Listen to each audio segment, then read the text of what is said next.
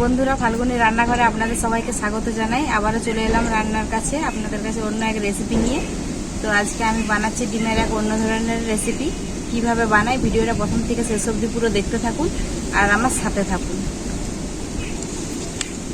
ডিমের এই রেসিপিটার জন্য ওখানে কড়াইটা বসিয়ে দিচ্ছি। কড়াইটা খুব ভালো করে গরম হয়ে গেছে। আর এখানে আমি মশলা নিয়েছি আপনাদেরকে বলে দিচ্ছি। গোটা জিরে, গোটা ধনে, এলাচ, লং আর দারুচিনি একসাথে শুকনো কড়াই ভেজে নেব।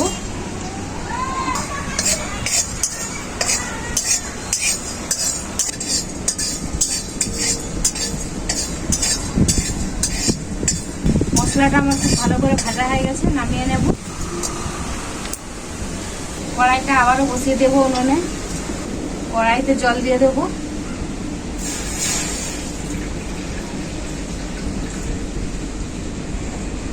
জলটা অল্প একটু গরম হতে থাক, আমি ততক্ষণ ডিমগুলো ফাটিয়ে নিচ্ছি।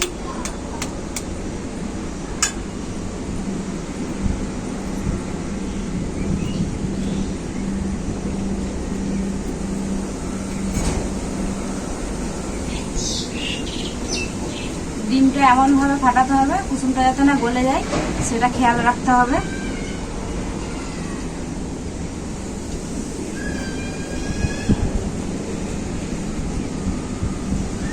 জলের মধ্যে দিয়ে দেবো 1 সিপি ভিনিগার।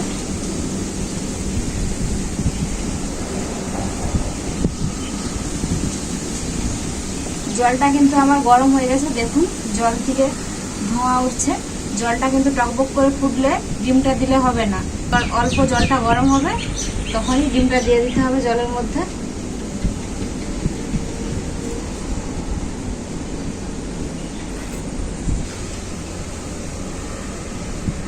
ডিমটা আমার হয়ে গেছে, আমি এরপর তুলে নেব। এভাবে আস্তে আস্তে করে তুলে নিতে হবে। একইভাবে আবারও একটা ডিম দিয়ে দেব।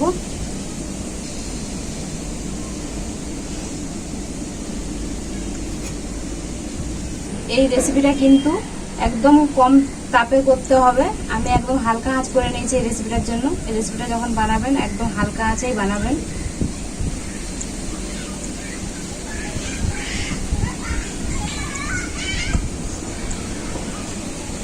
দেখছো আমি কত সময় চাপ চাপ করে উঠে যাই।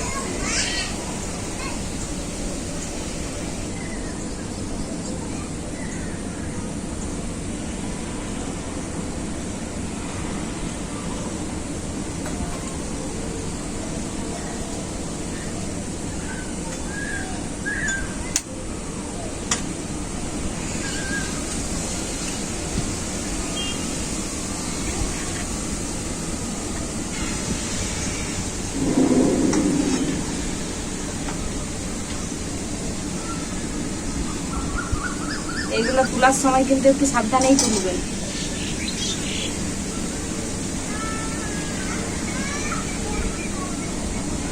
আমি তো মাঝে মাঝে বাড়িতে এই রেসিপিটা বানাই, তাই আজকে ভাবলাম যে আপনাদের সাথেও এই রেসিপিটা শেয়ার করি।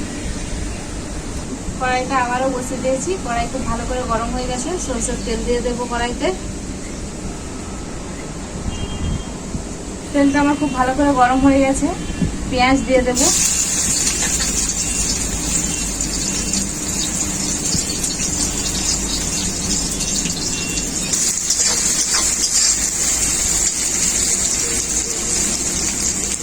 লবণ,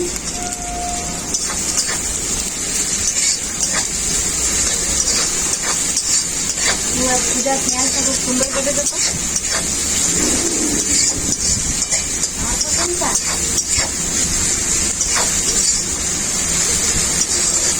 ডিমগুলো কিন্তু খুব সুন্দর টাটকা হয়েছে, ভালো লাগবে। তেলের দিয়ে তো পোট হয়, কিন্তু এইভাবে পোট বানিয়ে রান্না করলে খুব সুন্দর লাগবে।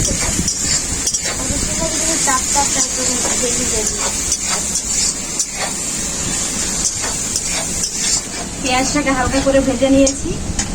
রসুন বাটা,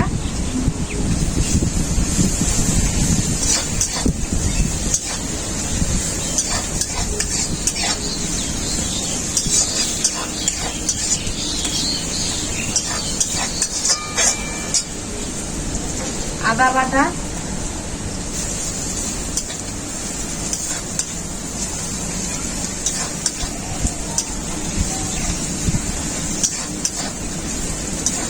আদা রসুন একসাথে খুব ভালো করে ভাজা হয়ে গেছে।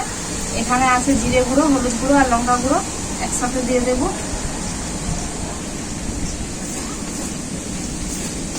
মশলাটা ভালো করে কষানোর জন্য অল্প একটু জল দিয়ে দেবো।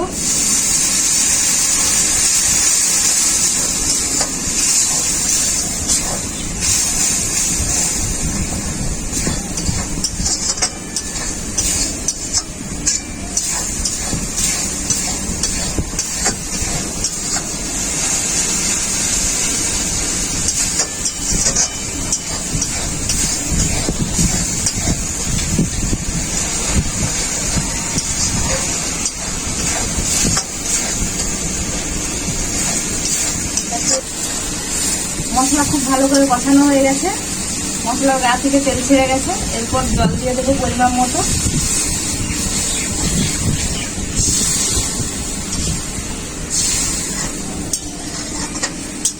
ঝোলটা খুব ভালো করে ফুটতে থাকুক আর আমি এই মশলাটা শিলনোড়াটা ভালো করে বেটে নিয়ে চলে আসবো।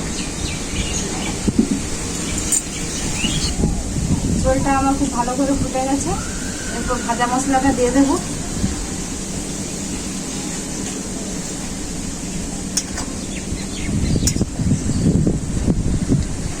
ভাজা মশলাটা দিয়ে দিলে কত সুন্দর চেনা মনে লাগে।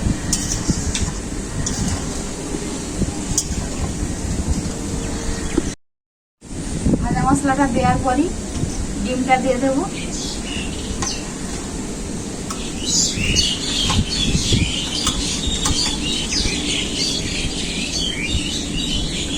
এরপর ঝোলটাকে খুব ভালো করে ফুটিয়ে নেব।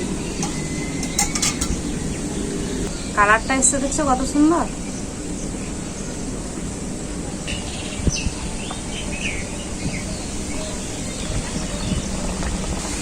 ডিমের এই রেসিপিটা আমার পুরোপুরি ভাবে রেডি। এখন আমি নামিয়ে নেব।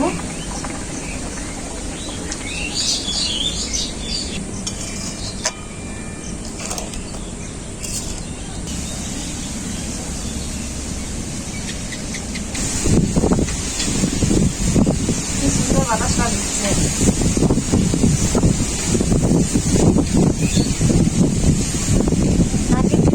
রান্নাটা কিন্তু অসাধারণ হয়েছে। আর আমি বলে দিই কি ডিমের কুসুমটা কি হয়েছে। ডিমটা কত সুন্দর সিদ্ধ হয়ে গেছে। ডিমের কুসুমটাও রয়ে গেছে। হ্যাঁ, ডিমের কুসুমটাও দেখো কত সুন্দর গোটা রয়ে গেছে। আমি প্রথমে ভাবছিলাম মানে ডিমের কুসুম দেখা যাবে না, কিন্তু কত সুন্দর ডিমের কুসুমটা গোটা আছে। আর রান্নাটা কিন্তু অসাধারণ হয়েছে।